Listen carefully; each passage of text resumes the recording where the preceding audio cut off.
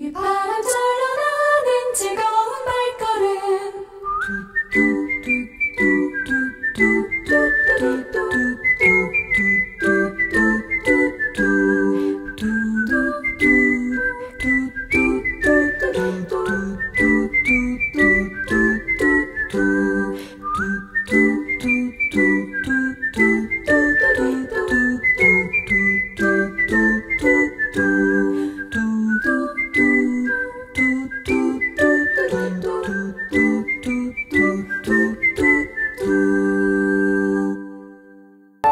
안녕하십니까? 안식일 아침입니다. 하나님은 사랑이시다는 문구는 방싯방싯 피어나는 꽃 봉오리마다 뾰족뾰족 돋아나는 풀상마다 기록되었다. 높고 푸른 하늘과 아름다운 하나님께서 만드신 만물 속에서 하나님의 사랑 많이 찾으시고 감격하는 안식일 보내시기 바랍니다. 참 아름다워라. 함께 참여하시겠습니다.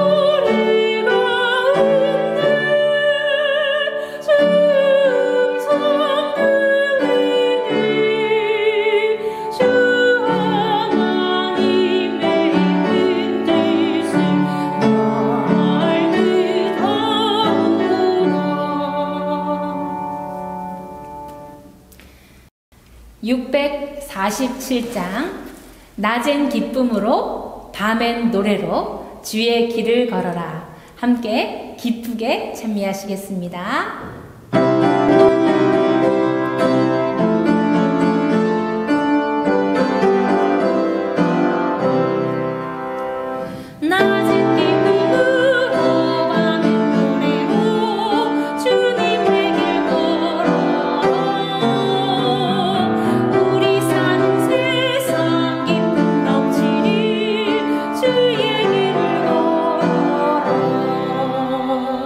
주님 가신 길을 걸어라.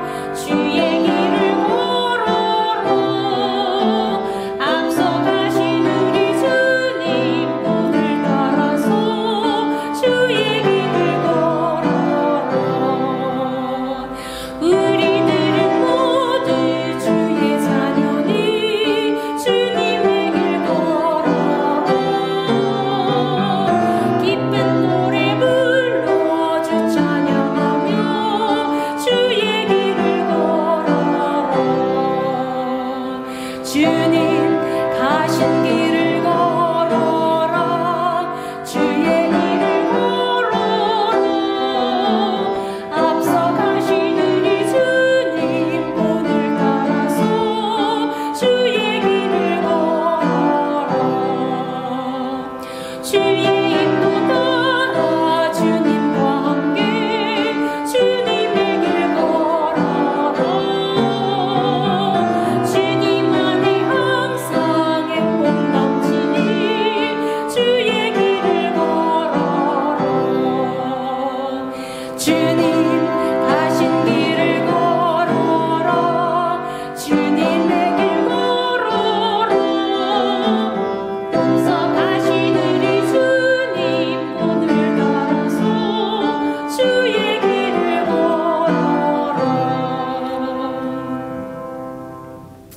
주님 가신 길을 기쁜 마음으로 낮엔 기쁨으로 밤엔 노래로 함께 걸어가시는 우리 모든 성도님들 되시길 원합니다. 다음 찬미 404장 부르시겠습니다.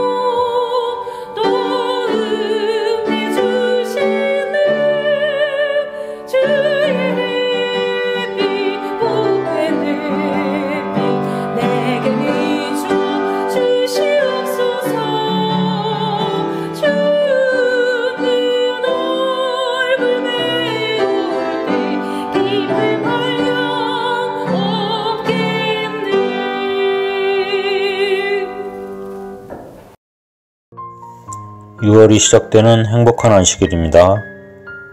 6월은 우리가 녹음이 우거지는 계절이라고 합니다. 우리의 믿음도 짙어지는 녹음과 같이 깊어져서 충실한 열매를 맺을 수 있기를 바랍니다. 묵상으로 안식일 예배 시작하겠습니다.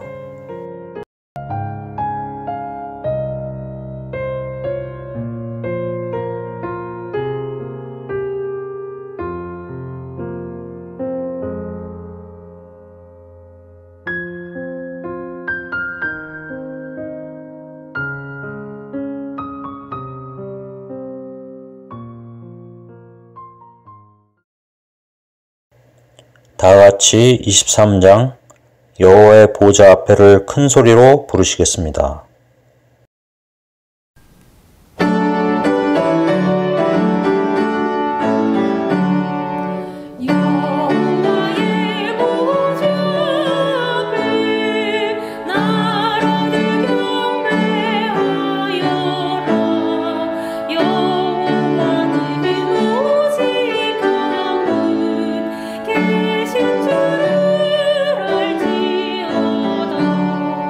주신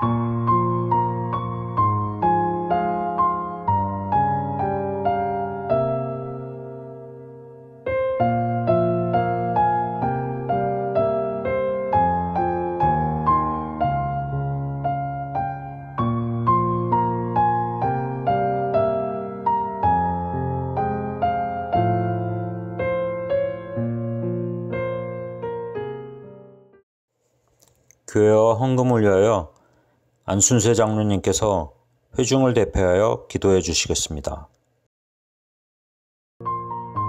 참 좋으신 아버지 하나님, 은혜로 기쁨 주시고 안식을 주시니 감사합니다. 일주일의 삶을 회개케 하고 회복의 안식일이 되도록 우리의 마음속에 임하여 주시옵소서. 순종하며 살아가는 하루가 되게 인도하여 주시옵소서.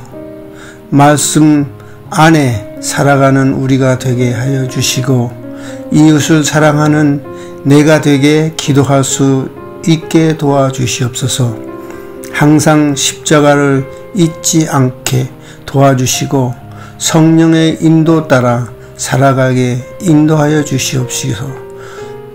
남을 위해 헌신하는 내가 되게 도와주시옵소서. 목사님 말씀 능력 있게 하시고 감화 감동으로 우리의 삶의 변화 있게 하여 주시옵소서. 오늘도 세상 염려와 걱정을 예수님 앞에 내려놓게 도와주시고 남을 위해 봉사와 헌신의 마음을 갖게 인도하여 주시옵소서. 코로나19의 대재앙을 위해 우리 모두 기도합니다. 아버지께서 우리의 뜻을 이루게 하여 주시옵소서. 정성껏 드리는 헌금에 축복하시어 많은 영혼이 아버지께 나올 수 있도록 성령님이 함께 하여 주시옵소서. 세상 죄에서 승리하는 화평의 안식일 아버지께 함께 하여 주시옵소서. 각 가정의 건강의 복을 주시옵시고 고마우신 우리 예수님 이름으로 기도드립니다. 아멘. 토론토 서북교회 교인 여러분 모두 안녕하십니까? 저는 위니펙 한인교회 교인들과 함께 주님을 섬기고 있는 김덕수 목사입니다. 이렇게 영상을 통해 인사드리고 말씀을 나눌 수 있게 하신 하나님께 진심으로 감사드립니다. 하나님의 임재를 통해서 오늘 이 시간 우리 모두가 하늘을 경험하는 그러한 복된 시간이 되길 바라면서 말씀을 시작하겠습니다. 오늘 설교의 제목은 주님의 기도입니다. 우리는 매일 살면서 대화를 합니다. 그런데 사실 대화할 상대가 없어 외롭게 사시는 분들도 있습니다. 그런데 어떻게 보면 여러 측면에서 우리는 대화가 불통된 시대에 살고 있다고 볼 수도 있습니다. 여러분의 대화는 어떻습니까? 여러분의 가족 간에, 또 친구 간에, 또 교인들 간의 대화는 원만하신가요? 대화를 하다 보면 크게 두 부류의 사람들을 볼 수 있습니다. 첫 번째는 자기의 의사를 표현하고 나서 상대방의 이야기를 잘 듣고 소통을 하려고 노력하는 사람들입니다. 두 번째는 어떻게 해서든 자기의 뜻을 이루기 위해서 자기의 주장만 하고 다른 사람의 말은 듣지 않는 그런 사람들도 있습니다. 첫 번째 경우를 우리는 소통이라고 하고 두 번째 경우를 우리는 불통이라고 합니다. 여러분은 소통자입니까? 아니면 불통자입니까? 만약 여러분 중에도 불통자가 있다면 여러분은 아직 인생의 참맛을 느껴보지 못한 사람들입니다. 왜냐하면 인간관계는 진정한 소통 속에서 성숙해지기 때문에 그렇습니다. 진정한 소통 속에서 우리는 삶의 아름다움도 또 삶의 달콤함도 느끼며 살 수 있는 것입니다. 이제 오늘의 주제인 기도로 들어가 보도록 하겠습니다. 그러면 여러분은 기도하실 때 소통자입니까? 아니면 불통자입니까? 만약 여러분이 소통자라면 오늘의 말씀을 통해서 소통을 더 잘 할 수 있게 되길 바라고, 또 불통자라면 어떻게 소통을 할 수 있는지 배울 수 있게 되길 간절히 바랍니다. 주님은 어떻게 기도하셨습니까? 주기도문이 아닌 주님의 기도는 어떤 기도였을까요? 먼저 마가복음과 누가복음에서 몇 절을 한번 같이 읽어보도록 하겠습니다. 마가복음 1장 35절입니다.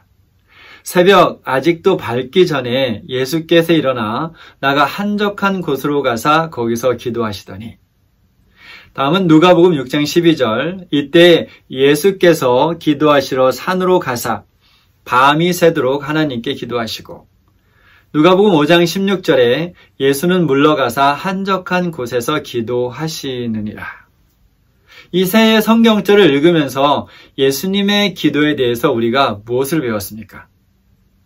첫 번째로 보면 예수님은 그냥 그분이 있는 곳에서 기도하지 아니하시고 기도처를 찾아서 나가셨습니다. 예수께서는 한 곳에 머물러 계시지 않았기 때문에 한 곳에 기도처가 없으셨습니다. 하나님께서는 언제, 어디서든지 어떤 상황에서 우리가 어떤 자세로 기도하든지 방해를 받지 않으시고 우리의 기도를 들으실 수 있습니다. 그러나 우리는 시간, 장소, 상황에 영향을 받습니다. 그렇기 때문에 주님처럼 기도하기 위해서 우리에게는 기도처가 필요합니다. 저는 지금은 지하실에 있는 작은 서재 매트를 두고 그곳에서 기도하는데, 지난 시절을 돌이켜보면 제가 가장 좋아했던 기도처는 삼육대학교 인공호수였던 것 같습니다. 27살에 침례를 받고 천명선교사를 다녀와서 30살에 신학대학원에 들어갔습니다. 그때 기숙사에서 한 2년을 살았었는데 새벽 3시 반이면 일어나서 호수로 갔습니다. 새벽에 등산하는 사람들이 오기 전 그 호수는 하나님과 저만의 공간이었습니다. 사실 교수님에게도 많이 배웠지만 저는 돌이켜보면 이 새벽에 호숫가에서 무릎을 꿇고 훨씬 더 많은 것을 배웠던 것 같습니다. 요한복음에 보면 특별한 기도처를 가졌던 한 사람이 소개되고 있습니다. 누군지 금방 마음에 떠오르지 않습니까? 바로 나다나엘입니다. 나다나엘의 기도처는 어디였습니까? 무화과 나무 아래였습니다. 나다나엘은 그곳에서 하나님을 만났습니다. 제가 목회 초반에 한 가지 실험을 한 적이 있습니다. 설교를 하기 전에 청년 한 명에게 부탁해서 한 5분 간격으로 저에게 3번 전화를 하게 했습니다. 설교를 시작했는데 따르릉 전화가 왔습니다. 여보세요? 네, 잘못 거셨는데요. 그리고 나서 교인들을 보고 아이고 죄송합니다 라고 말하면서 설교로 돌아갔습니다. 물론 교회가 웃음바다가 됐습니다. 다시 5분 후에 따르릉 민순이 설교 중인데 미안해 나중에 전화할게. 이번에는 교인들의 얼굴이 무표정이었습니다. 다시 5분 후에 3번째 전화가 왔습니다. 준호. 그리고 저는 돌아서서 전화를 한 10초간 받고 다시 교인들을 향해 돌아섰습니다. 상상이 되시나요? 교인들의 얼굴 속에서 저는 분노를 느낄 수 있었습니다. 물론 그날 설교의 주제는 안식일에 관한 것이었습니다.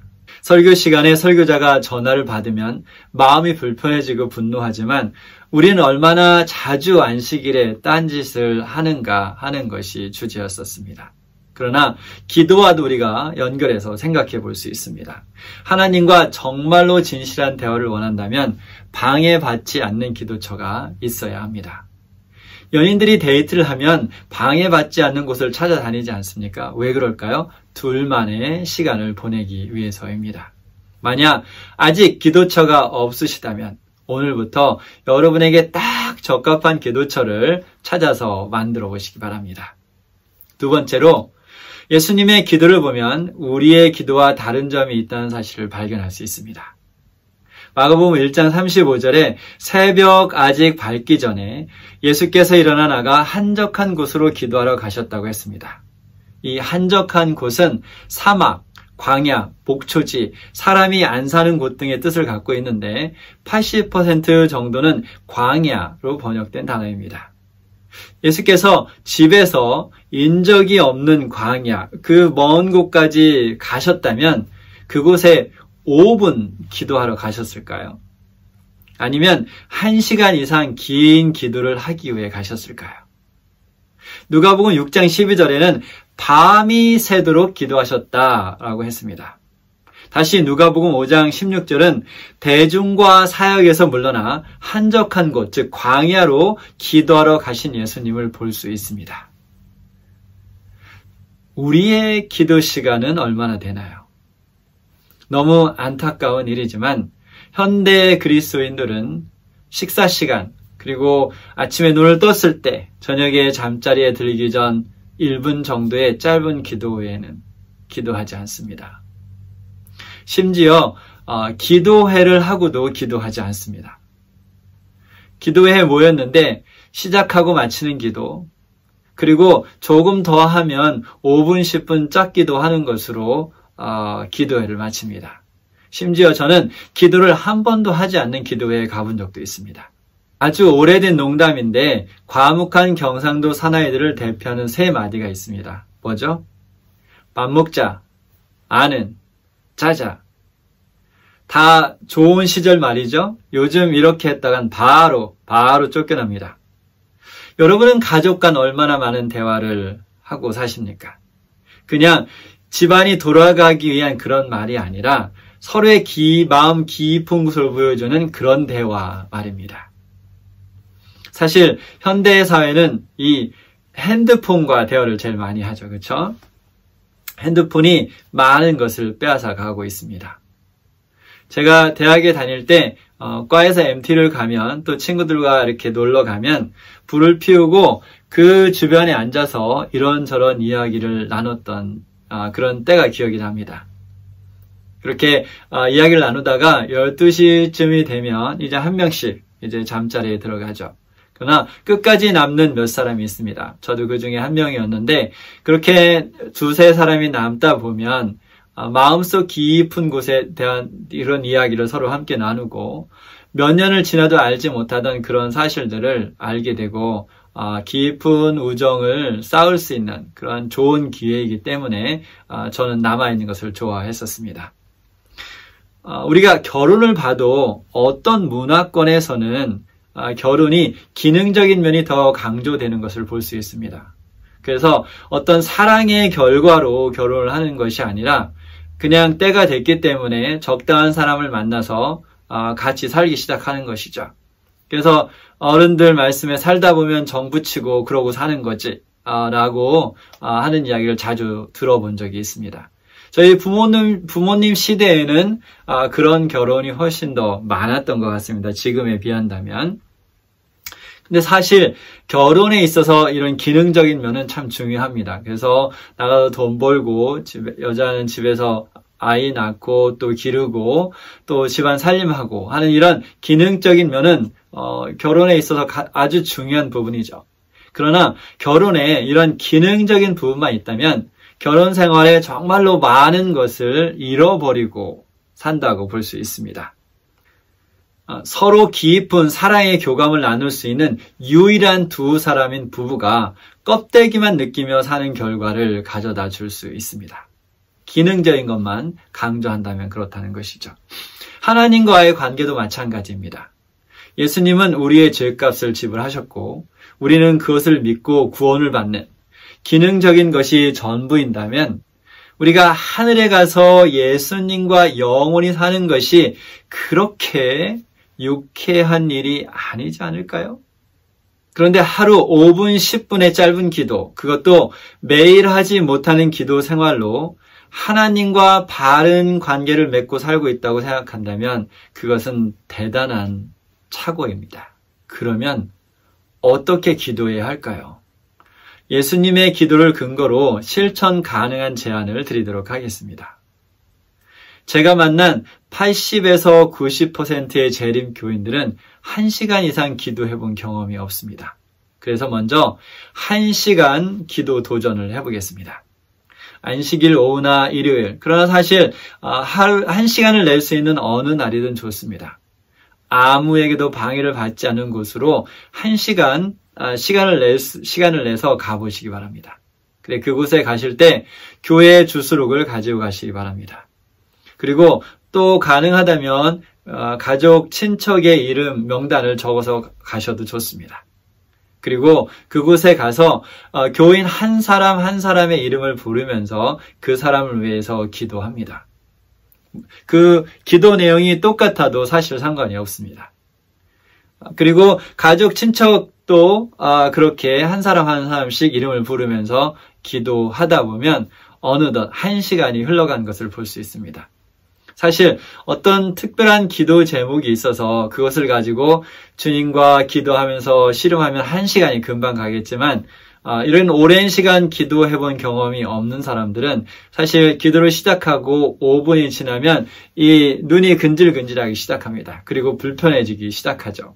그런데 이렇게 교인 명단을 보면서 기도하면 처음으로 1시간 넘는 기도를 생각보다는 쉽게 하실 수 있습니다. 이렇게 1시간 기도에 성공을 하고 나면 그 다음은 반나절 기도를 해보시기 바랍니다. 4시간을 기도하는 것입니다. 와우, 4시간이요? 네, 이번에는 기도 제목을 준비합니다. 그래서 100개에서 150개 정도의 기도 제목을 노트에 적습니다. 여러분의 개인 기도 제목, 또 중보 기도 제목을 함께 적습니다. 그런데 이제 역시 기도처를 가야 되겠죠. 그렇죠? 4시간 동안 방해받지 않고 기도할 수 있는 곳에 가서 찬양 한 곡하고 40분 기도하고 다시 찬양 한 곡하고 15분 정도 묵상 기도합니다. 그리고 이것을 반복하는 것이죠. 묵상 기도가 무엇인지 짧게 말씀드려 보도록 하겠습니다. 예를 들면 오늘 제가 요한복음 3장 16절부터 묵상할 차례라고 한다면 이렇게 하는 것입니다. 성경을 펴고 요한복음 3장 16절을 보면서 하나님이 세상을 이처럼 사랑하셨다고 하셨는데 왜 그토록 사랑하셨나요? 하나님의 그 깊은 사랑은 어떤 것일까요? 하나님, 저도 하나님처럼 그렇게 깊은 사랑을 할 수 있을까요? 이렇게 성경절을 두고 하나님과 대화하는 것을 저는 묵상 기도라고 부릅니다. 이 묵상 기도는 하나님의 깊은 뜻을 알게 하고 또 그 말씀을 통해서 저에게 주시는 말씀을 듣고 순종하는 삶으로 인도합니다. 저는 이 묵상 기도를 정말 좋아합니다. 그래서 주의 종이라고 하는 것은 십계명만 지키면 되는 것이 아니라 매일 성경을 펴고 주시는 말씀을 듣고 순종하고 복종하고 그 일을 이루는 것이 진정으로 계명을 지키는 것입니다. 묵상 기도를 꼭 해보실 것을 권해드립니다. 반나절 기도에 성공하면 마지막 단계인 기도 여행을 떠나는 것입니다. 최소한 24시간을 기도할 수 있게 이틀 정도의 시간을 마련합니다. 역시 방해를 받지 않고 하나님과 대화할 수 있는 곳을 찾아갑니다. 저는 위니펙에 오기 전에 한국에 있을 때는 1년에 몇 번 이렇게 재림연수원에 개인적으로 가서 기도의 시간을 보냈습니다. 그러나 이 위니펙에 와서는 그런 곳을 찾을 수 없었기 때문에 나홀로 캠핑을 시작했습니다. 사람들이 잘 안 가는 캠핑장에 가서 인적이 드문 곳에 텐트를 치고 말씀 묵상과 기도로 시간을 보내는 것입니다. 저는 1년에 몇 번 이러한 기도 여행을 꼭 가야만 살 수 있습니다. 여러분, 패키지 여행 말고 이렇게 2-3명의 친구들과 함께 여행을 해본 적이 있지 않습니까? 그러면 결과는 둘 중에 하나죠. 그렇죠? 거기 여행을 가서 싸우고 이제 친구 관계가 깨지든지 아니면 둘도 없는 절친이 돼서 돌아오게 되죠. 그러나 하나님과의 기도 여행은 내 내면의 깊은 곳을 하나님의 눈을 통해서 볼 수 있게 하고 하나님의 그 내면의 깊은 곳을 볼 수 있게 하는 아름다운 시간입니다. 기도 여행을 떠날 때는 성경 66권 중 한 권을 기도하면서 선택하시기 바랍니다. 예를 들면 마태복음을 선택했다면 그 기도 여행 중에 마태복음을 펴서 아까 말씀드렸던 묵상 기도를 하는 것입니다. 그리고 반일 기도에서 했던 내용을 반복해서 기도합니다. 그러나 이미 반일, 4시간 기도에 성공했다면 굳이 어쩌면 기도 제목을 적지 않아도 하실 수 있을 것 같습니다. 그래서 무릎 꿇고 기도하면서 성령께서 인도하시는 대로 여러분 삶에 또 여러분 주변에 있는 내용들을 가지고 하나님과 깊은 대화를 나누는 것입니다. 정로의 계단에 이런 표현이 있습니다. 인류의 구주이시고 그 하나님의 아들이신 그도 기도의 필요를 느끼셨은즉 하물며 연약하고 죄가 많은 죽을 수밖에 없는 인생들은 더욱 열심히 항상 기도할 필요를 느껴야 할 것이다. 여러분, 1시간, 반나절, 그리고 기도 여행, 이 3단계 기도 도전을 꼭 해보시고 성공하시기를 기도합니다. 우리가 시작할 때 소통인과 불통에 대한 말을 나누었습니다. 하나님과 어떻게 소통하는지 또 어떻게 불통하는지 살펴보도록 하겠습니다. 많은 그리스도인들을 보면 기도를 스킵 더 디시처럼 하는 것을 볼 수 있습니다. 그래서 전화하는 것처럼 무릎 꿇고 기도로 주문을 하죠. 그럼 하나님이 주문을 받아서 천사들이 배달을 합니다. 근데 우리는 하나님께 돈도 내지 않고 천사에게 팁도 주지 않죠. 그렇죠? 그래서 이렇게 기도하는 것이 스킵 더 디시 기도입니다. 하나님, 저 $10,000가 필요합니다. 공급해 주실 것을 믿습니다. 하나님, 이 문제를 해결해 주세요. 하나님, 직업이 필요합니다. 하나님, 병을 고쳐주세요. 이런 내용으로 기도하는 것이 문제가 되나요? 아니죠. 사실은 우리의 삶의 모든 것을 주님께 가져가지 않는 것이 더 큰 문제입니다. 그러면 무엇이 문제입니까? 문제는 하나님께 여러분의 문제를 말할 뿐, 하나님께서 무엇을 말씀하시는지는 듣지 않는 것입니다. 이것이 불통인 거죠. 주문할 내용만 주문하고 전화를 끊는 것입니다. 이것이 기도 불통인이 갖고 있는 문제입니다. 5분도 안 되는 짧은 기도의 시간 속에서는 하나님의 말씀을 들을 여유가 없습니다. 또 다른 한 가지는 우리의 기도의 내용이 주님께서 이미 우리가 하나님의 나라와 그의 의를 구하면 더하여 주시겠다고 하는 것으로만 가득 차는 것입니다. 그럼 무엇을 기도해야 되나요? 역시 주님의 기도로 돌아가면 답이 보입니다. 예수께서는 광야로 나가서 기도하셨을 때 무엇을 기도하셨을까요?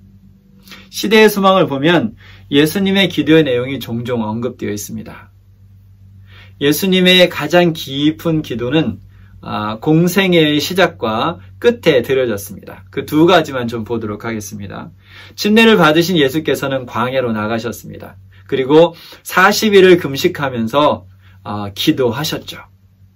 저는 제일 오래 금식 기도를 해본 것이 2주 동안 해봤는데 2주가 되니까 이 발이 갈라지기 시작하더라고요.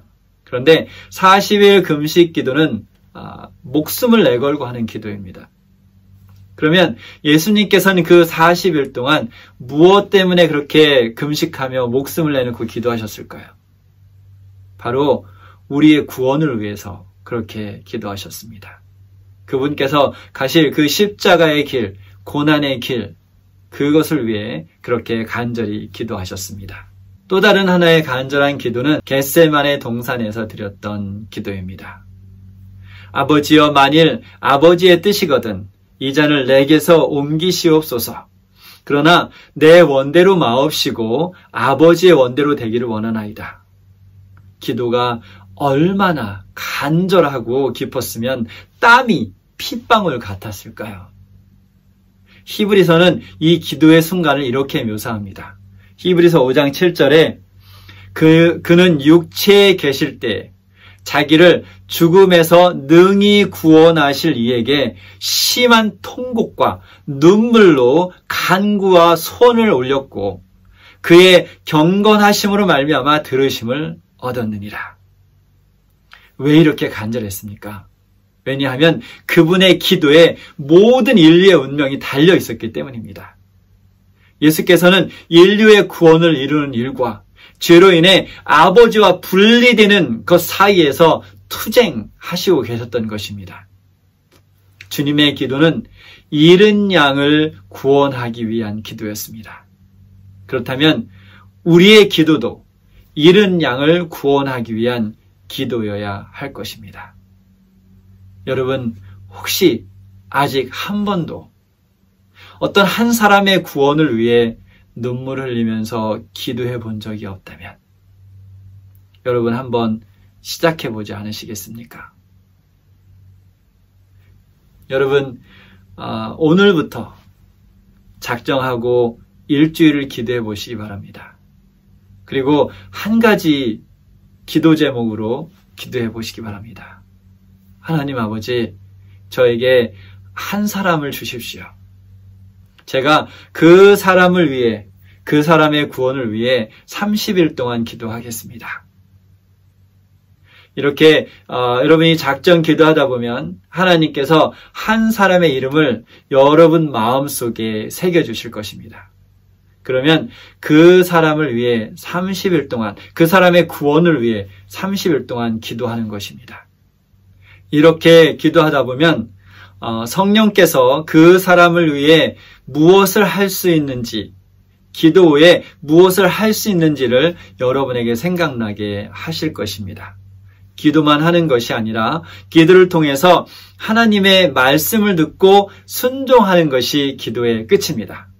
정로의 계단에서 한 부분을 더 보도록 하겠습니다. 우리의 생애는 그리스도의 생애, 산과 무리들 사이에 계신 생애, 그 생애와 같아 할 것이다.